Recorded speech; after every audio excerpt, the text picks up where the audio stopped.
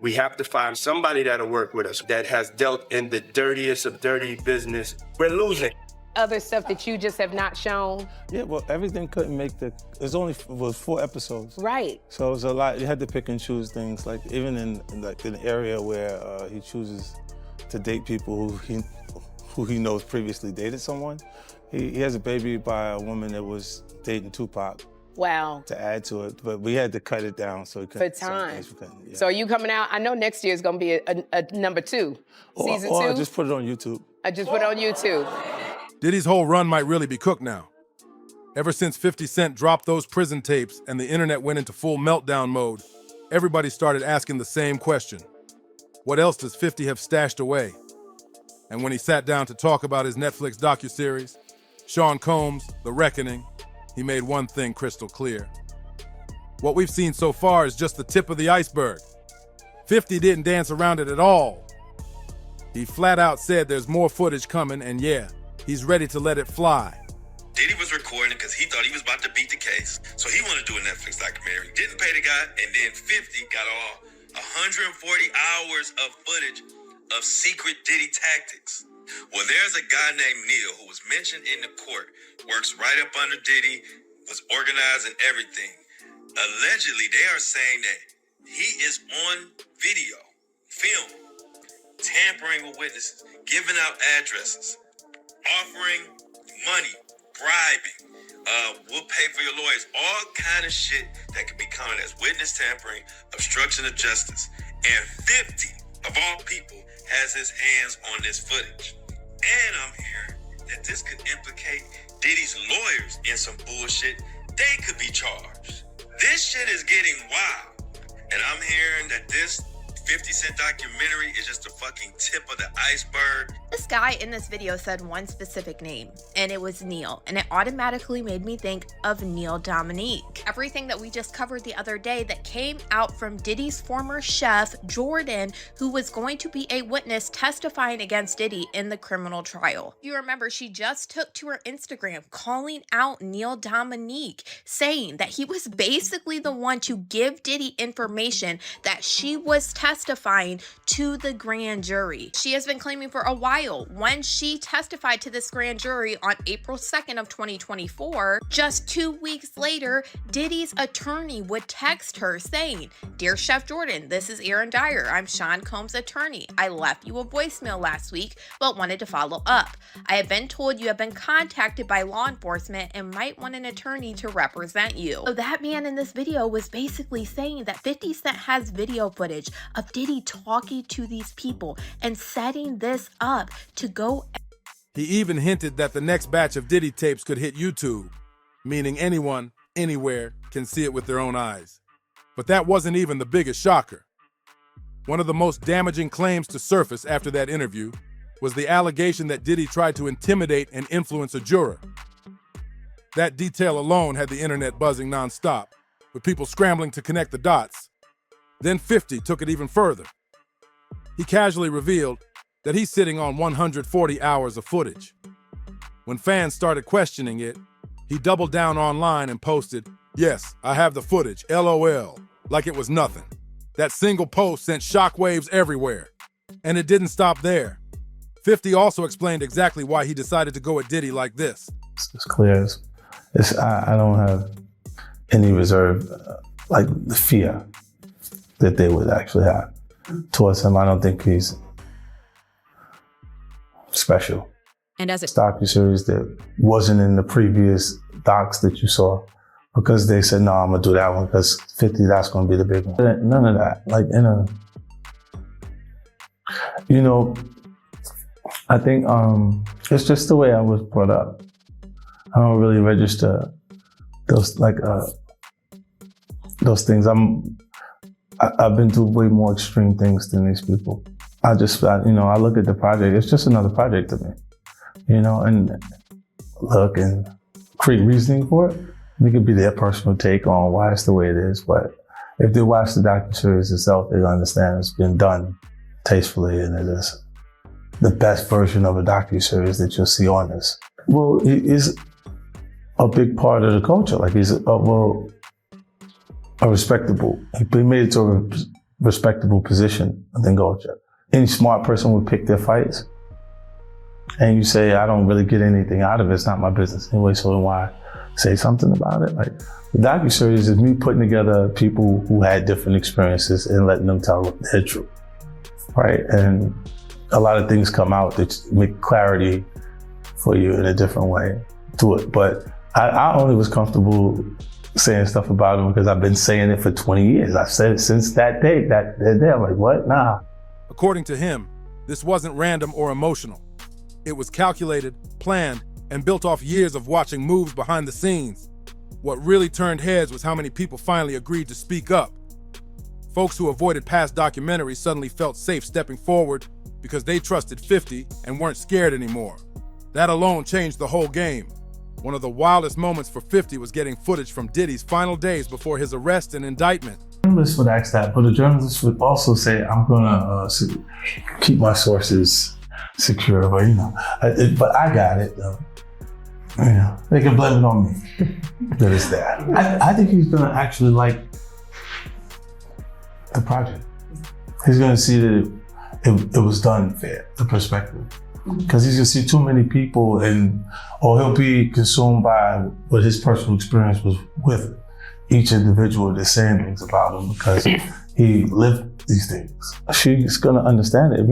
You can interview her following that and I'll do the interview with her. I'll make sure I put it together. Yeah, because I had communications with her, to understand it, what's going on. And even though she's not in the docuseries, it was important I spoke to her to understand how things transpired. The husband, I spoke to him away from her, separate individual communications, and then see the things kind of match up. Like when people say things, I go, oh, okay, I hear what you said, but when you hear things multiple times from people, different people, it kind of rings true to you. He got old real fast.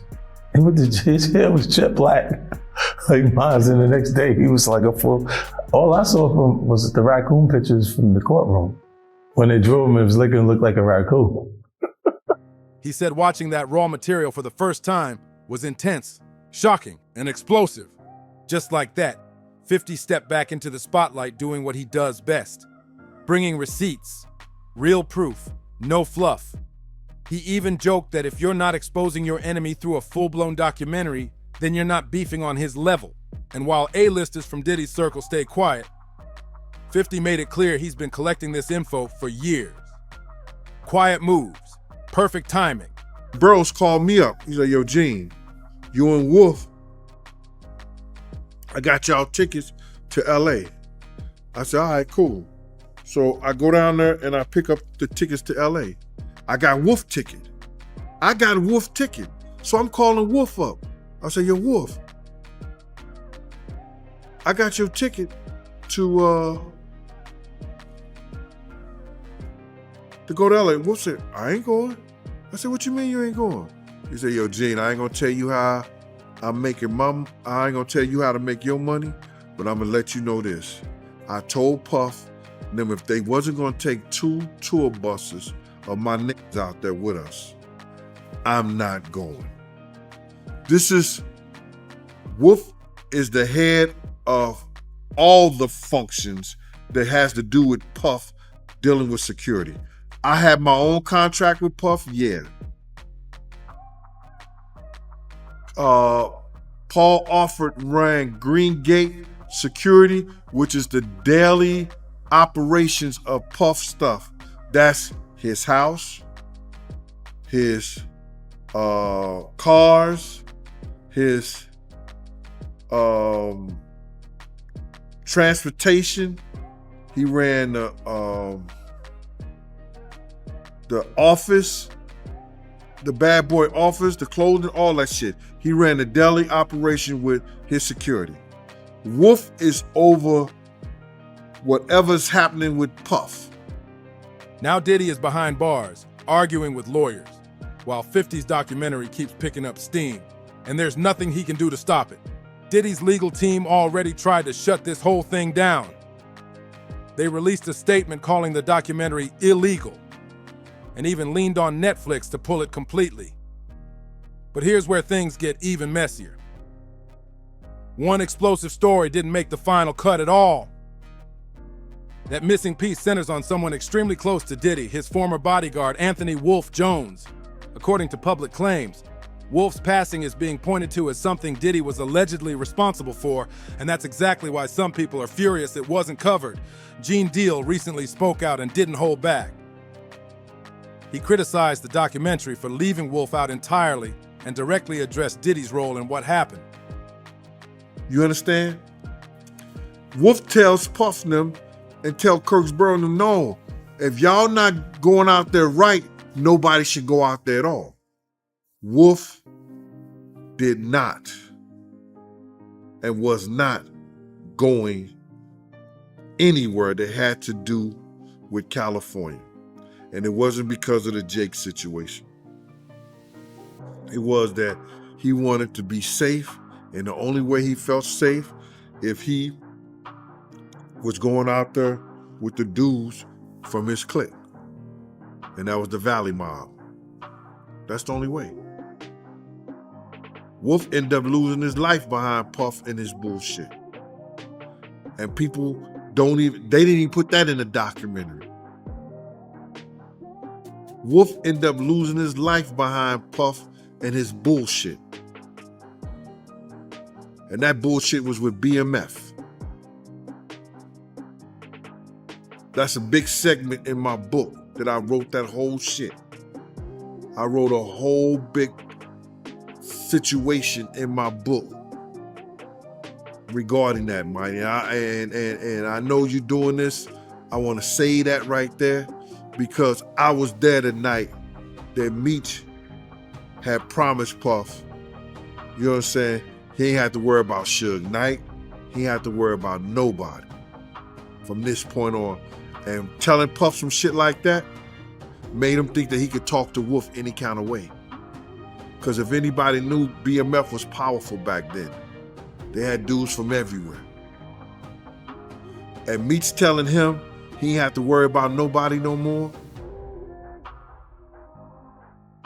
it made Puff think that he could tell Wolf that he didn't need Wolf no more. And one thing led to the next. Gene also pushed back on the long-running narrative about the East Coast versus West Coast tension, saying it didn't start with Big Jake's homicide like people claim. Gene made it clear. Wolf was not the gunman who unalived Jake, and he insists. Everyone involved knows that. Wolf handled security and operations for Puff, and he repeatedly warned that he wouldn't move without full protection for his team. According to Gene, Wolf personally warned multiple people, including Puff and Kirk Burroughs, that he wasn't going anywhere without proper backup. Garagos, who is my co-host on Two Angry Men, he's represented Diddy for years, and his daughter is part of the Agnifilo defense team, and he was involved in all of this. So in this past weekend's podcast, I pushed him to find out how Agnifilo really feels here, and Mark kind of skirted it some, but I think you get the sense. Diddy knew that Mark was being recorded, but Diddy didn't tell Mark. Does Mark feel betrayed by Diddy? I've not talked to Mark about it. What do you think? Would feel. What do you think? I will tell you, I'll just tell you, if it was me, I would be more than a little upset. I was more than a little upset when the client didn't know and I was being recorded. I mean, there was a while there where I was meeting clients under bridges, freeway bridges, because I was PTSD over it. So I think as a lawyer, it is one of the most inviolate oaths that you take to protect the client confidentiality and the client privilege. So I don't know, I haven't talked to Mark, but if I were Mark, I would be out of my head. Out of my head. It's incredible. Diddy did two things here. Number one, he betrayed Mark Agnifilo, who, to your point, did so much for him. Obviously, without Mark Agnifilo, may very well be spending the rest of his life in prison. The second thing that he did is, by having a third party that's privy to the conversation, the videographer in this case standing there, there's no privilege, right? Diddy waived that entire privilege. Now, it didn't end up backfiring because it seems nobody knew about it until the end of trial, and what are you gonna do at this point?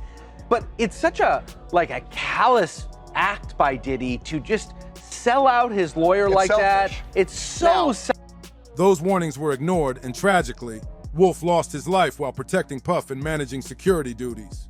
Gene also stressed that this part of the story, including Wolf's alleged connection to BMF, was completely skipped in the documentary. In his eyes, that wasn't a small oversight. It was a major omission. His point is simple and heavy. Wolf's passing wasn't some random accident or side note.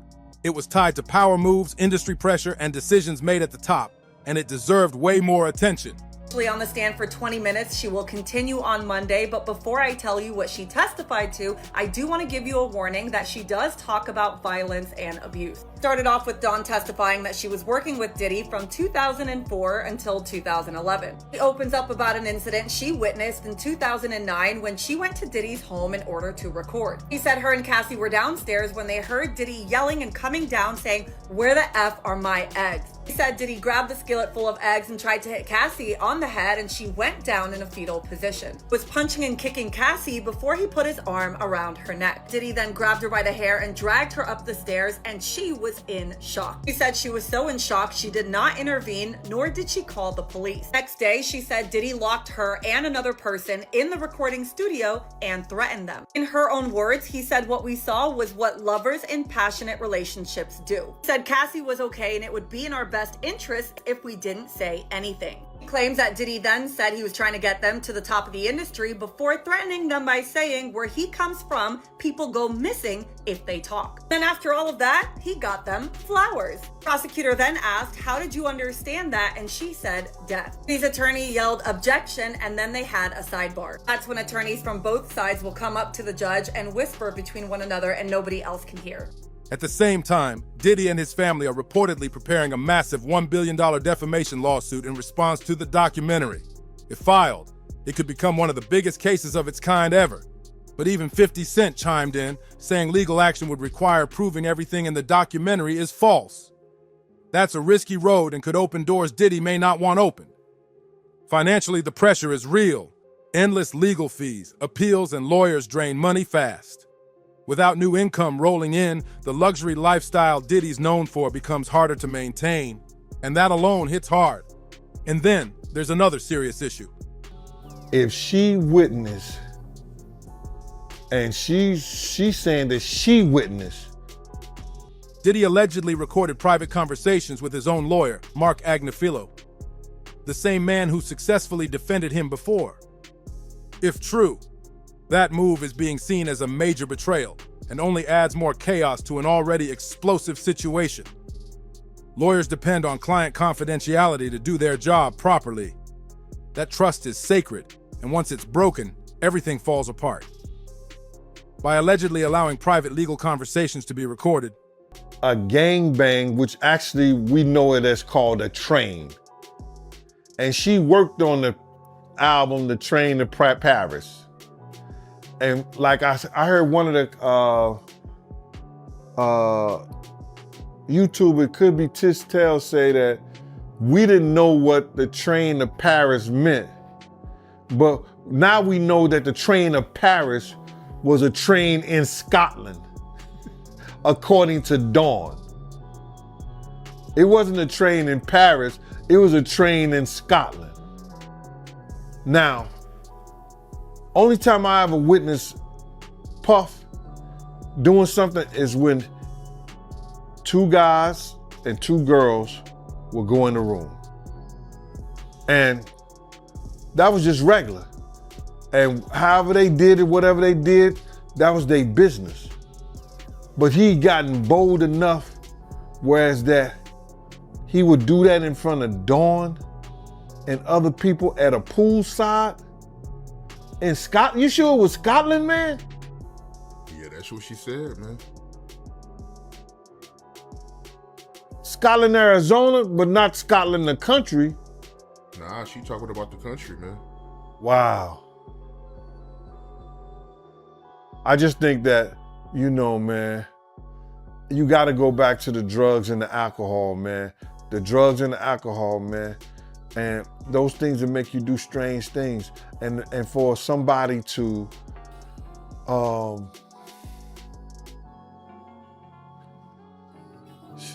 somebody that's just gang banging an assistant, she might have a lawsuit now too.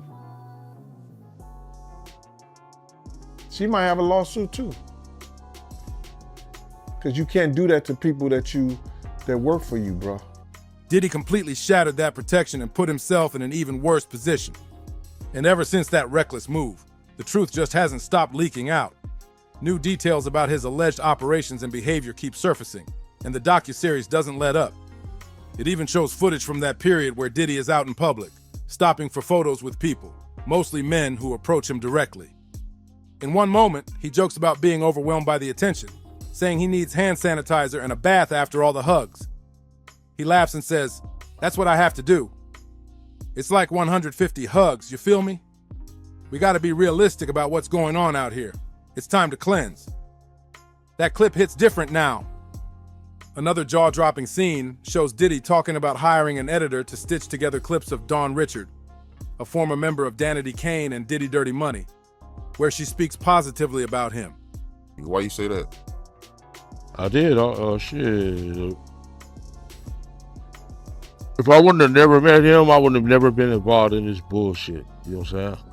If I would have never met the brother, I wouldn't have never been involved in this bullshit. Really. Because me and Suge was playing on the same Pop Warner team and everything. My homeboys helped put Suge in the game and all that shit, you know? And it really crashed two people Empire that fucking one night. You know what I'm saying? Mine's for sure. Suge's too. Yeah. Right. Yeah, man. So you feel like Puffy, he's the reason for your empire and Suge empire going down because of the whole situation with Tupac. Exactly. He the only one still balling. Shit. Yeah, he made our shit go down, man. Yeah, I ain't even met him already. He won't even look out or nothing, you know? So break that down, man, for the people out there that don't know the backstory. What did Puffy do exactly to break down y'all empires? Because he pitted us against each other, it seemed like he pitted us against each other. You know, which was kind of smart because we're Crips and Suge was Bloods. Like, you know what I'm saying? He just called me and Zip was rolling up Greenleaf one night. He called and asked, you think it's safe to come out here to do our concerts? And I just said, man, give me like 50 tickets. Each concert, we'll be out there with you. We'll go with you. We went to the concert in San Diego, went to the concert in Anaheim, Irvine Meadows, and the one in Las Vegas with them. Yeah, and back then they was just a startup coming up. You know what I'm saying? They didn't really have no money like that. We were balling. We was the bosses.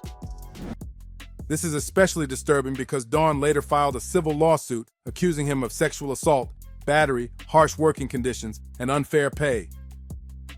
Let's be clear, Dawn has every reason to speak negatively about him. Trying to flip that narrative and make it look the opposite comes off as cold and calculated, and people aren't buying it anymore. The series also includes audio from a 2008 proffer interview with Dwayne Keefe D. Davis, who is currently awaiting trial related to the 1996 homicide of Tupac Shakur. A proffer means he could speak to authorities without those statements being directly used against him. It's not immunity, but it opens doors. In that interview, Davis claims Diddy allegedly arranged Tupac's unaliving for $1 million. Is that proof? No. This is a young man who grew up with street-funded privilege. After his father passed away, it's very clear that his mother kept on hustling and kept hanging around hustlers. Tim Dog has described the parties in the house: pimps, hoes, hustlers, models, basketball players. You got that kind of crowd. There's got to be a drug dealer or so there. Alcohol everywhere. There was a stage built in the living room, and they were asked to perform as kids. I mean, like, this is how he grew up. It was almost if he was designed to throw the parties that we'll later hear about from the white parties to the parties overseas, with very, very, very, very, very interesting things happening there, all the way to the freak-offs. It's like Sean Combs was in a never-ending party his whole life. Now, from a boy being draped in chinchilla to a boy running around the streets promoting parties, interning for Andre Harrell before he got a paid position. I mean, his life was like a whirlwind. It was almost like he was in too much of a rush to grow up. I mean, even the way Andre Harrell said he bullied his way into his home, coming up with some story about a fight between him and Janice and how he couldn't live with his mom anymore. And next thing you know, he's living with Andre. Now, I'm going to be very honest with you. In my opinion, I do not believe they were just roommates. I do not believe this was just a mentor-mentee relationship. In my opinion, from rumors that I've heard, from some things that might have been lost along the way, there was a much closer relationship between Andre and Puffy. A proffer alone doesn't establish guilt, but when paired with other details and timelines, it adds weight people can't ignore. The documentary also dives into Diddy's earlier life, his relationship with his mother, past romances, and patterns of alleged abuse, offering insight into his mindset as he climbed the industry ladder. Taken together, these moments paint a troubling picture. Not verdicts, not convictions, but a long pattern of risky, emotionally charged situations where Diddy somehow walked away untouched, while others didn't. If you made it this far, drop your thoughts in the comments. Make sure to like the video, subscribe to the channel, share this with others, and I'll see you on the next one.